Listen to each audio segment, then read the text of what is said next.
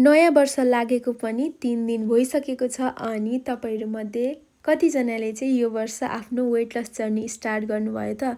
High everyone, welcome to Anisa fit mode. अनि जसले पनि यो वर्ष वेट लस जर्नी स्टार्ट गर्नुभएको छ उहाँहरूलाई चाहिँ म एउटा कुरा भन्न चाहन्छु। त्यो कुरा चाहिँ के हो भने आफू वेट लस गरिरहँदाखेरि कसैसँग पनि कम्पेयर नगर्नुहोस्। कसैसँग पनि भिडियो देखिन्छ हैन, अरूको कुरा सुनिन्छ अनि माइन्डमा चाहिँ आउँछ नि त उसको त यति छिटो भइरहेछ, मेरो किन भएको छैन, यस्तो चाहिँ सोच्दै नसोच्नुस्।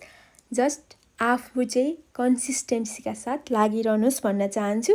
अब अरूको बारेमा सोच्न थाल्यो, कम्पेयर गर्न थाल्यो भने त स्ट्रेस हुन्छ, झन् केही पनि हुँदैन। अनि आज चाहिँ मैले गरेको थिएँ ब्याक एन्ड सोल्डरको वर्कआउट कम्प्लिट गरेँ। घरमा आएर खाएँ मैले दाल, मासु, भात, सलाद अनि क्रिएटिन। दिउँसो मैले खाएँ वाटरमेलन अनि बेलुका मैले खाएको थिएँ सलाद फर्स्टमा अनि त्यस पछाडि मासु भात। Thanks for